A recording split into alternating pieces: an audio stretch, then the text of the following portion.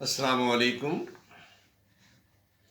آج کی اس نشست میں ہم ہندو کنگڈم، مغل پیریڈ اور برٹش انڈیا میں لوکل گورنمنٹ کے ارتقاء کے بارے میں گفتگو کریں گے۔ یہ 1500 قبل مسیح سے 1947 تک کا دور ہے اور اس کو ہم 4 ادوار میں تقسیم کر سکتے ہیں: ہندو کنگڈم، پری مغل مسلمز، مغل پیریڈ اور برٹش انڈیا پیریڈ۔ یہ بات درست ہے کہ لوکل گورنمنٹ کا ادارہ پاک و ہند میں کوئی نیا نہیں ہے۔ اس کی جڑیں آرین پیریڈ میں تلاش کی جا سکتی ہیں اور مختلف ادوار میں اس کی مختلف اقسام اور مختلف پاورز رہی ہیں۔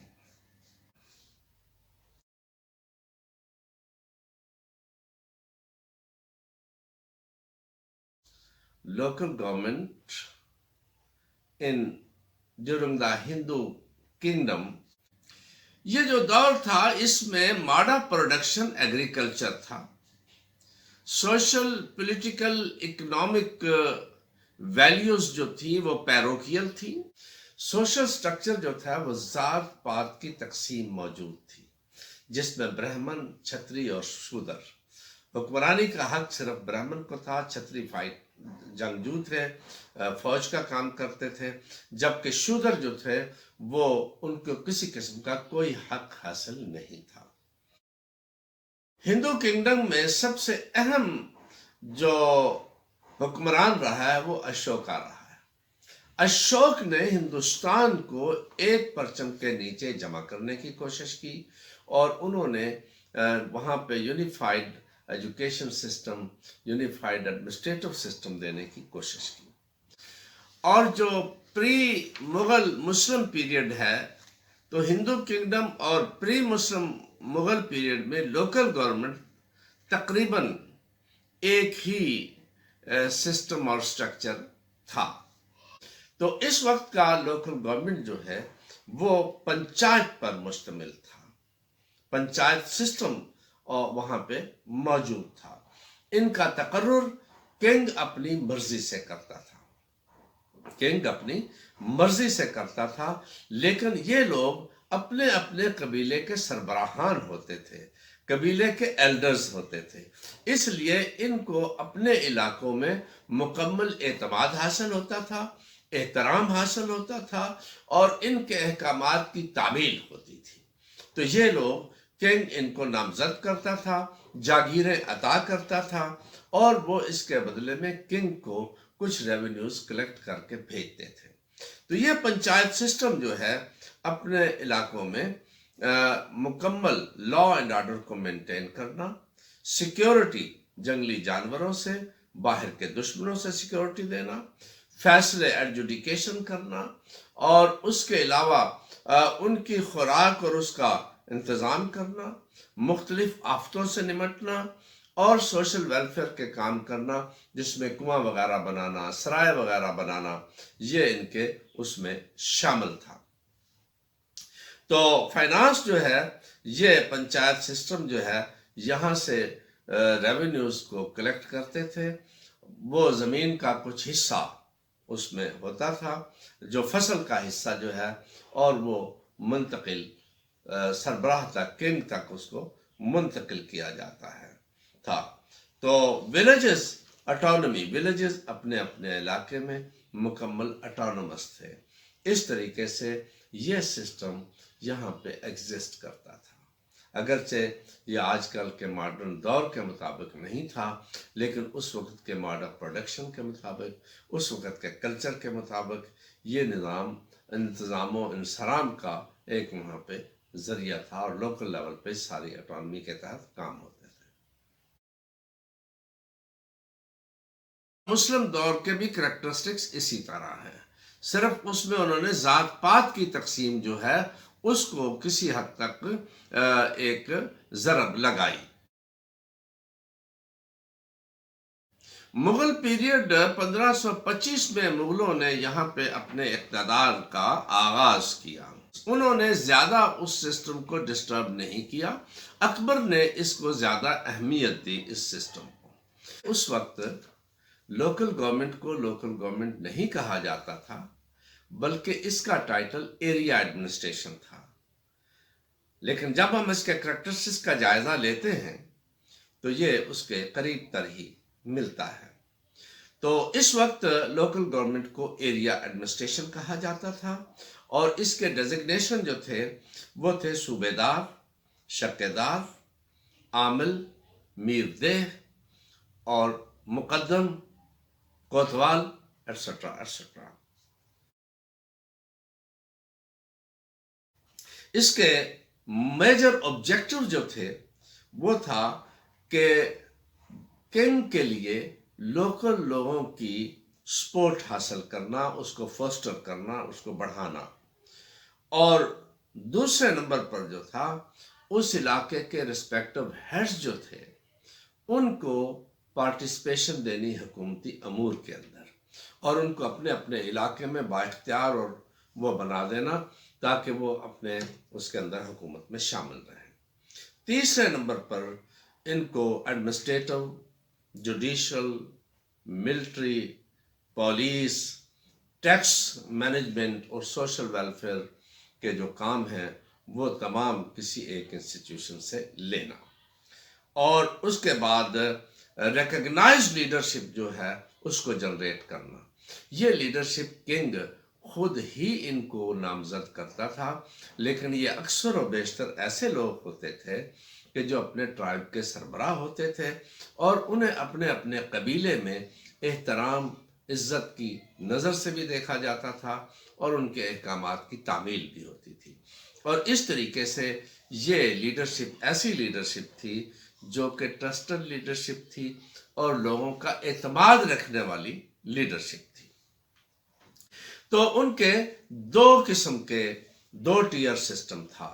ایک تھا ذمہ دارانی دیہاتی دار و بست، ذمہ دار آف انٹائر ولیج۔ یہ بعض اوقات ایک سے زیادہ ولیج پر بھی موجود ہوتا تھا۔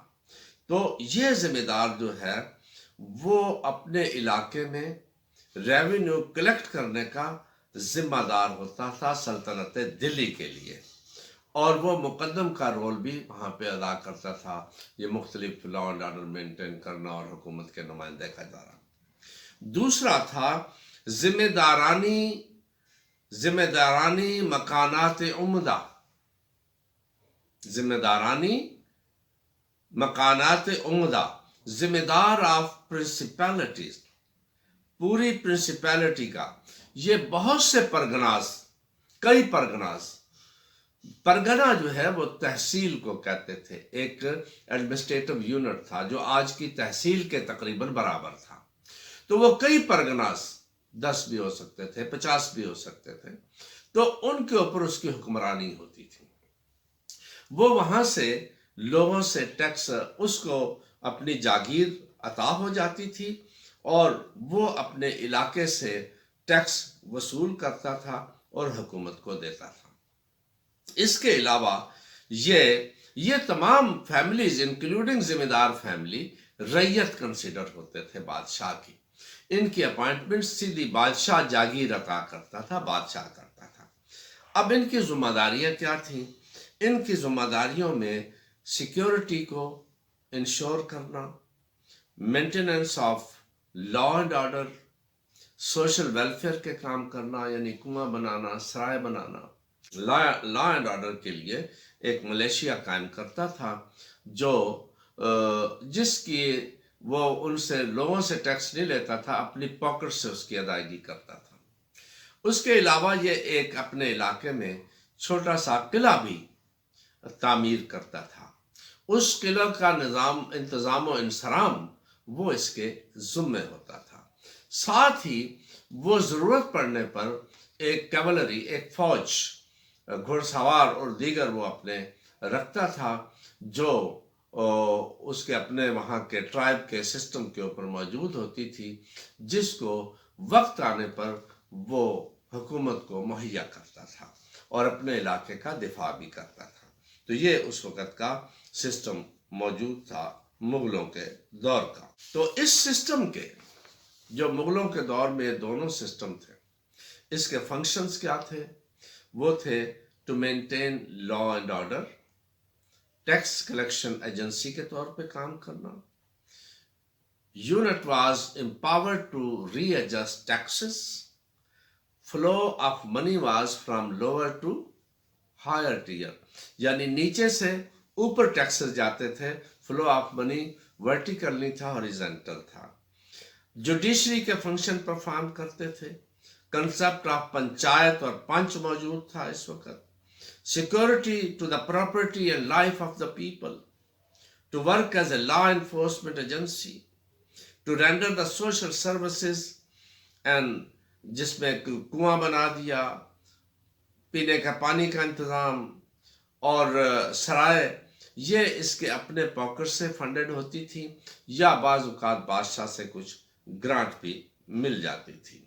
تو یہ ایک well organise corporate body system تھا مغل انڈیا کے اندر، اور یہ ایگزسٹ اگرچہ یہ ایگزسٹڈ لوکل گورنمنٹس کے نام تھے نہیں، لیکن سسٹم ایگزسٹ کرتا تھا۔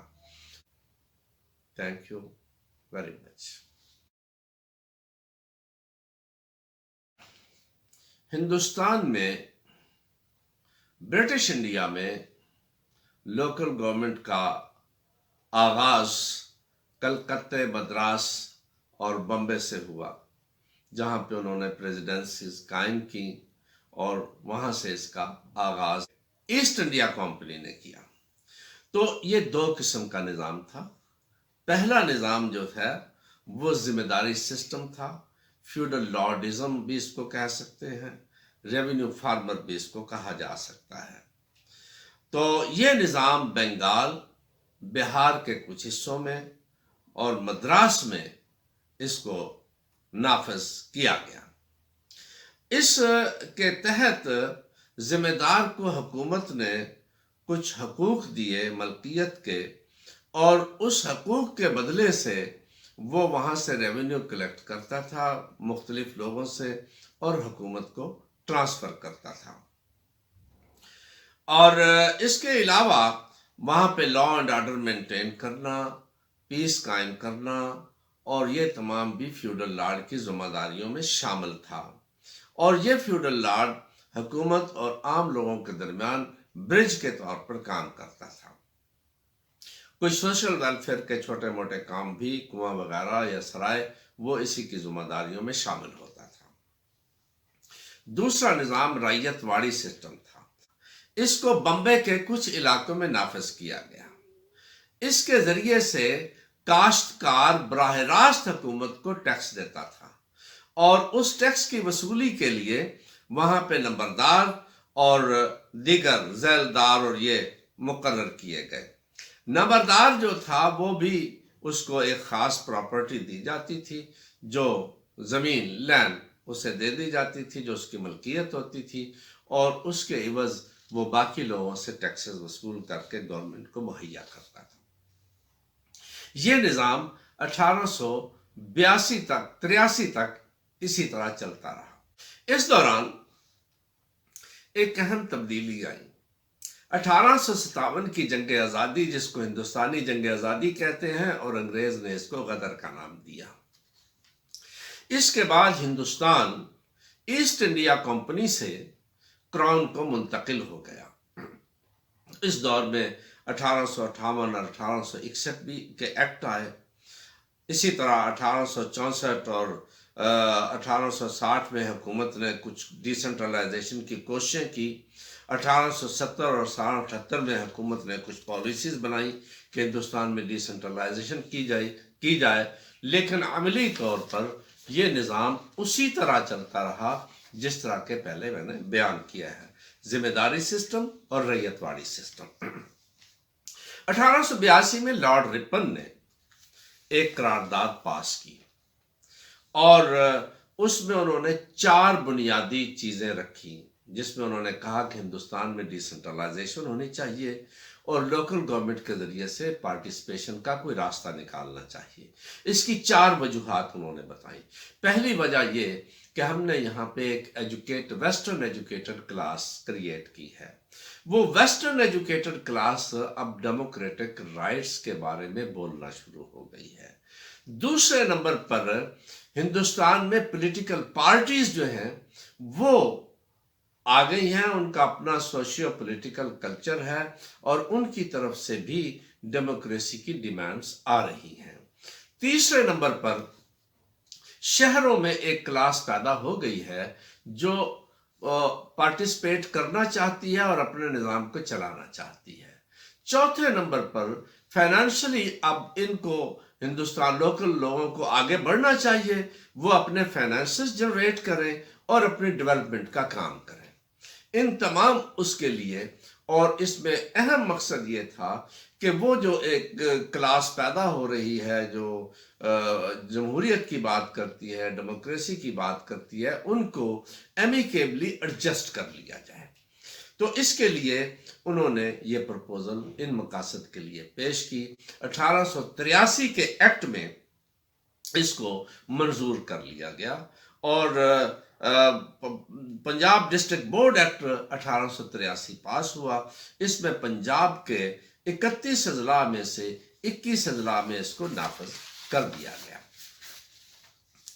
تو 1883 کا جو ڈسٹرکٹ بورڈ ایکٹ ہے اس کے کریکٹرسٹکس یہ ہیں: ڈسٹرکٹ بورڈ ڈسٹرکٹ لیول پہ قائم کیا گیا، لوکل بورڈ لوکل لیول پہ قائم کیا گیا، یونین کمیٹیز اور زیلز قائم کیے گئے۔ ڈسٹرکٹ بورڈ اور لوکل بورڈ جو ہے وہ کم سے کم 6 ممبرز پر مشتمل ہوگا، اور یہ ممبر جو تھے وہ الیکٹڈ، اپوائنٹڈ اور ایکس آفیشیو ممبر بھی ہوتے تھے۔ نامینیشن میں 2 قسم کی ہوتی تھی، governmental officials and non governmental لوگ جو ہیں۔ تو اس کا ٹینیور جو ہے، چیئرمین کا ٹینیور 3 سال کے لیے رکھا گیا۔ چیئرمین کی اپائنٹمنٹ حکومت خود کرتی تھی، اور local government was empowered to remove any local authority. جو لوکل گورنمنٹ کا انسٹیٹیوشن ہے وہ کسی اتھارٹی کو جس وقت چاہے ریموو کر سکتا تھا، ان کی سویٹ ول کے ڈپٹی کمشنر کے پاس ہی یہ اختیار تھا۔ تو اس طریقے سے یہ لوکل بورڈز 1883 میں بنائے گئے۔ تو اس کی سروائیول جو ہے وہ ڈپٹی کمشنر کے مرہون منت تھی۔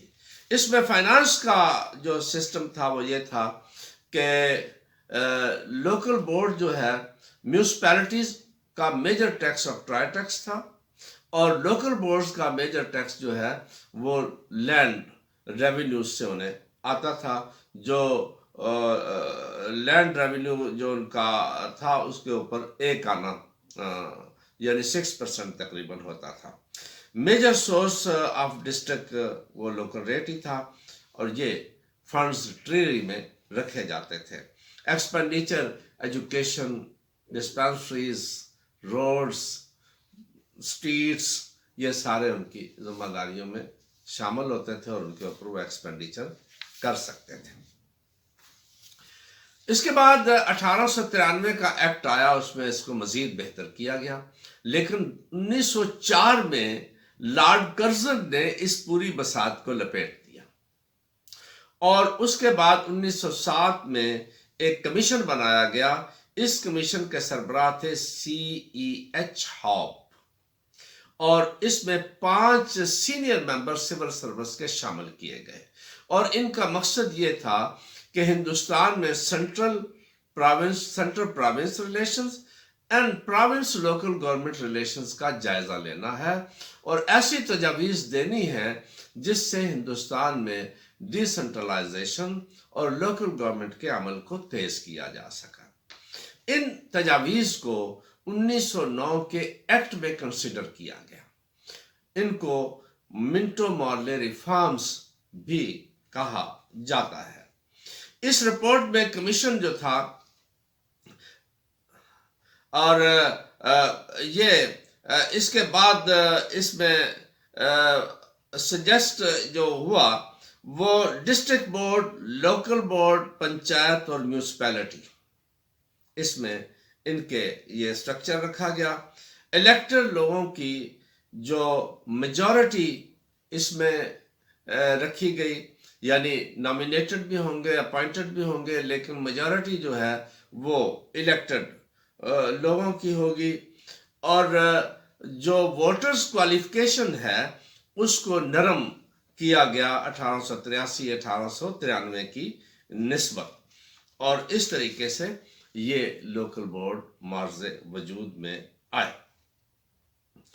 اس کے بعد 1919 کی مانٹیگو چیمسفورڈ ریفارمز یا 1919 کے ایکٹ میں اس کو مزید بہتر کیا گیا، یعنی سٹرکچر اسی طرح رہا، لیکن اس سٹرکچر میں بہتری یہ لائی گئی کہ ووٹرز کی کوالیفیکیشن کو کم کر دیا گیا، الیکٹڈ ممبرز ان کی تعداد کو زیادہ کیا گیا، اور سب سے اہم بات یہ ہے کہ لوکل گورنمنٹ انسٹیٹیوشن جو ہے وہ سینٹرل گورنمنٹ سے صوبہ جات کو ٹرانسفر ہو گیا۔ یہ اس کی اہم بات تھی۔ اس کے بعد 1921 کا ایکٹ آیا، 1920 کا ایکٹ آیا، 1921 کا ایکٹ آیا، 1932 کا ایکٹ آیا، اور 1935 کا جو اہم ایکٹ ہے جس کو پورے ہندوستان کا ایک نیا کانسٹیٹیوشنل سیٹ اپ دیا گیا، وہ آیا، تو اس میں پھر 1939 کا ایک ایکٹ آیا۔ تو ان تمام کے بعد جو اس دوران میں ہم کہہ سکتے ہیں کہ لوکل گورنمنٹ سسٹم 1947 میں جس وقت برٹش یہاں سے گیا تو اس وقت کی صورتحال یہ تھی، کریکٹرسٹکس یہ تھی۔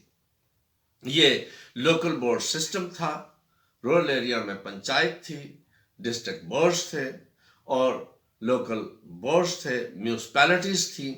تو اس میں یہ اسی طریقے سے سٹرکچر موجود تھا، جہاں تک پنچایت تھی وہ تمام ممبر الیکٹڈ ہوتے تھے، اور صرف وہاں پہ نامینیشن تھی جہاں پہ ان کو منورٹیز کے لیے اس کو پروٹیکشن دینی ہو، یہ گورنمنٹ نے اختیار اپنے پاس رکھا تھا۔ لیکن یہ ایک سب آرڈینیٹ انسٹیٹیوشن تھا اس وقت بھی ڈپٹی کمشنر کا، تو یہ اس کا سٹرکچر تھا۔ اس میں پنچایت ان ولیج، میونسپیلٹی ان اربن ایریا، اور یہ اس میں موجود تھی۔ ڈسٹرکٹ بورڈ کے پاس بہت سے فائنینشل جہاں تک اس کی رسپانسبلٹیز ہیں، ان رسپانسبلٹیز میں لا اینڈ آرڈر کو مینٹین کرنے میں حکومت کی مدد کرنا، ایک آبجیکٹو حکومت اور لوگوں کے درمیان برج کے طور پہ کام کرنا، تیسرا وہاں پہ سوشل ویلفیئر کے کام کرنا، پنچایت جو ہے وہ سوشل اس پہ ایڈجوڈیکیشن کا کام بھی کرتی تھی۔ تو اس طریقے سے لوکل گورنمنٹ کا یہ فائنانس کے اعتبار سے ان کے 3 قسم کی وہ ریونیوز تھے، ٹیکسز، اور اس کے بعد فیس، اور اس کے بعد ان کی اپنی پراپرٹی۔ جہاں تک ٹیکسز ہیں، لوکل بورڈ ٹیکسز امپوز بھی کر سکتے تھے اور میونسپیلٹیز ٹیکسز کلیکٹ بھی کر سکتی تھی، لیکن ان کو اس ٹیکس کے لیے صوبے سے پرمیشن لینا ہوتی تھی۔ اور یہ ٹیکسز، میجر ٹیکسز جو تھے، اس میں آکٹرائے ٹیکس تھا میونسپیلٹیز کا، اور اس میں رورل ایریاز میں لوکل ریٹ جو ہے وہ میجر ٹیکس تھا۔ اور یہ بات آپ کے یاد رہے کہ یہ ٹیکسز، یہ ہماری جو لوکل گورنمنٹ ہیں اس وقت بعض سرپلس میں بجٹ ہوتا تھا، اکثر و بیشتر۔ ہاں، گورنمنٹ کی گرانٹ بھی انہیں چوتھا مل جاتا تھا، بہت کم ملتی تھی، صوبہ جات کی طرف سے انہیں ہو جاتی تھی۔ یہ ان کے مختلف ایکسپینڈیچر جو ہیں ان میں ایجوکیشن تھا، ڈسپینسریز تھیں، اور ویکسینیشن ہے، روڈز ہیں، اور ریسٹ ہاؤسز ہیں، آربوریکلچر تھے، فیریز، یہ کشتیاں چھوٹی موٹی، کیٹل پاؤنڈز، یہ تمام کے اوپر یہ خرچ بھی کرتے تھے، ان کی ذمہ داریوں میں بھی یہ شامل تھا۔ اس کے بعد میلہ منڈی کا انعقاد کرنا، فیمن ورکس اگر کوئی ایسا آفت آ گئی ہے تو یہ میونسپیلٹی اور لوکل گورنمنٹ اس کو سنبھالتی تھی. فائنینشیل اسسٹنٹ بعض اوقات گورنمنٹ بھی نہیں دیتی تھی. یہ ان کی ذمہ داریاں بھی تھی اور انہی پہ ان کے زیادہ اخراجات ہوتے تھے. تیسری چیز ہے ڈی سینٹرلائزیشن. تو ڈی سینٹرلائزیشن میں یہ ڈپٹی کمشنر کا ایک سب آرڈینیٹ ڈپارٹمنٹ تھا. اس کو لوکل گورنمنٹ کہا جا سکتا ہے, لوکل سیلف گورنمنٹ نہیں کہا جا سکتا, یہ لوکل گورنمنٹ ہی تھی. اور اس کی آفیشیل ممبرز بھی تھے, نامینیٹڈ ممبر بھی تھے اور الیکٹڈ ممبرز بھی ہوتے تھے اپر لیول پہ. دیہات میں, رورل ایریاز میں نے آپ کو بتایا کہ اس میں تمام الیکٹڈ, لیکن اس کا اور یہ الیکشن جو ہے وہ کوالیفائڈ ووٹرز کے ذریعے سے ہوتا تھا. اور پنچایت جو ہے الیکٹڈ ممبرز پہ ہوتی تھی, لیکن منورٹی کو پروٹیکٹ کرنے کے لیے اس میں نامینیشن ہو سکتی ہے. تو یہ برٹش دور کا ہے جس کو ہم 3 ادوار میں ہم نے بیان کیے. پہلا جس میں فیوڈل لارڈزم اور ریت واڑی سسٹم تھا. دوسرا سسٹم جو 1883 کے ایکٹ کے تحت آیا اور پھر 1893 میں اس کو بہتر کیا گیا, 1909 کے ایکٹ کے تحت بہتر کیا گیا اور 1919 کے ایکٹ کے تحت بہتر کیا گیا. پھر 1935 کے ایکٹ کے تحت اور مختلف ایکٹ کے تحت اس کو بہتر کیا گیا. تو یہ تیسرے دور کا سسٹم ہے جو کافی بہتر انداز میں یہاں پہ موجود تھا. لیکن اس کو لوکل سیلف گورنمنٹ سسٹم نہیں کہا جا سکتا, لوکل گورنمنٹ سسٹم ہے. یعنی اس طریقے سے ہندوستان اور پاکستان نے شروع میں اسی سسٹم کو اختیار کیا. Thank you very much.